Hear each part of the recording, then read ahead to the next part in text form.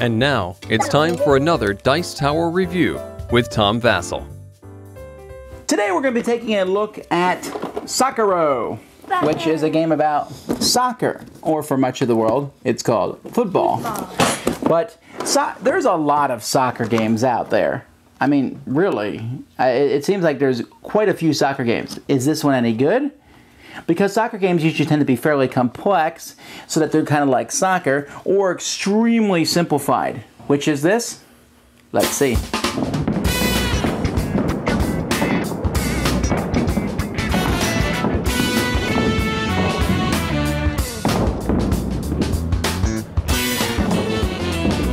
Here's an example setup at the beginning of the game. There's some rules about setting up. The one team that has the ball has to put their two people inside this circle. The other team can't. You can't have, other than these two, you can't have them next to each other. This only matters for setup. So I have here basically a typical soccer setup, and then the game begins. And the game is just going to take place with going back and forth. On this person's turn, first thing he does is kick the ball here and then takes his first turn. So on your turn, you have two options. Well, three, I guess. One of those options is to run. You have to announce these options before you go. Each player is going to have 3 dice. They're going to have 2 dice of their color and a pass die. If you decide to move, you just roll 1 die, and that's the number of spaces that you can move all your people. So I roll a 1, I can move this guy 1 space forward. But let's say I roll a 6. I can move him 3 spaces forward, 1, 2, 3. Then I can move him 4, 5, and I can move this guy 6. I can move people as long as they move in a straight line, whether it's diagonally forward, backwards, or sideways. They can't curve when they move. So if I want to move him 3, I can move him 3, but I couldn't move him 1, 2, 3. Okay, so I can move as many people as I want when I move. If you move the guy with the ball, that's fine, but then you turn the ball to the other side where there's a red dot, and that basically means he can't move again.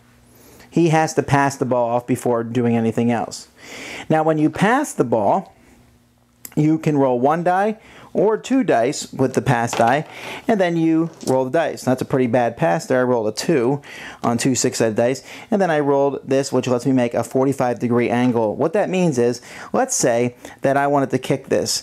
Let's say that I want to kick it to this player right here.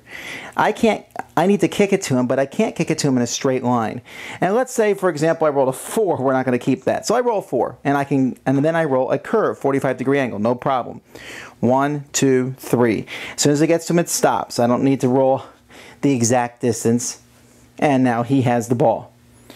That's if you roll a curve. If you roll a straight, it must be kicked in a straight line. And if there's no one that you can kick it to, then you kick it as far as you can, or hopefully not to another player, or out of bounds, which means the other team gets it, and then the other person takes their turn. Now, when you move into somebody, you can steal the ball from them. If this person has the ball, and I roll a 2, it has to be exactly the number I need. Then this guy can move in. I take the ball, and on his next turn, this guy must move out as his action, and now I have the ball. So to steal the ball, you need to be exactly a certain number away from them. So if I want it, let's say this red player here has the ball, and this guy's 1 away from him, and this guy's 2 away from him, and this guy's 3 away from him. On a 1, 2, or 3, I can get him. But if I roll 4, nobody can get to him. The final thing you do on your turn is you can shoot the ball, which is the same as making a pass, except you say you're shooting it, and if you fail, well then you've basically lost the ball. But if you shoot it and it goes straight to the goalie, he's caught it. If it goes 1 space on either side of him, he rolls a die and he has a 33% chance of stopping it. Otherwise, it's a goal. If he's not close, let's say he's here and the ball's kicked into this spot, then he can't get it at all. Oh, and by the way, I forgot to mention, you have a straight line here, you have a 45-degree turn, and then you have another 45-degree turn, but this one can be kicked over other players. That's very useful, but that's only on one side of the die. Okay, so once it's scored, then it's typical soccer rules. You go set up again and you start over again. Other than that, there's a lot of different rules in the game of soccer, but the only one that this game really observes is offsides, when you have one of your players who has passed the ball and passed your last defender, then they're offsides. The ball, they have to be removed, and then the ball automatically goes to the other team. Other than that, you play for a certain time limit, and the first person who wins after this time limit, let's say you want to play 2 halves of, the game recommends 2 halves of 45 minutes, that's too long.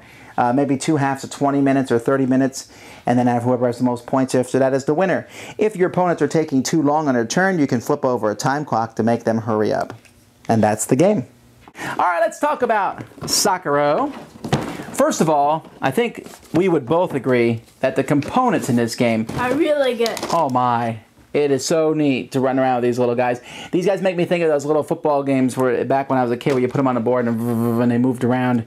But the only thing is I wish they were a little different. They're all white with black hair and they all have the same body build. They're all essentially the same.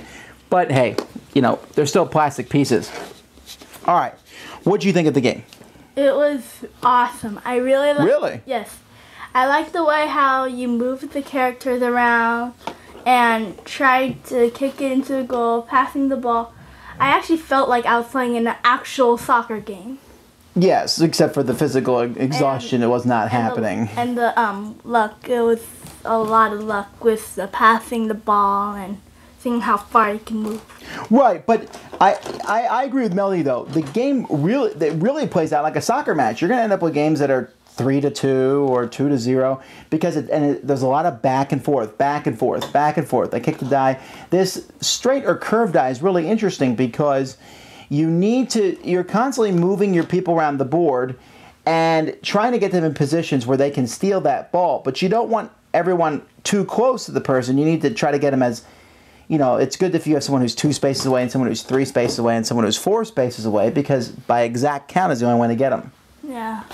They do have timers with the game, you know, that you can turn over when it's the other person's turn if they're taking too long to move, but we didn't run into that. We moved very quickly when we played back and forth, and I have to say I really enjoyed it. The field is long so that you can't just quick go from one end to the other, but not too long so the ball does go bouncing back and forth. I really can't think of a soccer game that I have played that I enjoy better than this one. This is one I enjoy. Any final thoughts? No, all I just gotta say is that this game was great. It was really, really good. And some people are better at this game than others. Anyway, that's Soccero, a game about soccer. Thanks so much for watching the Dice Tower videos.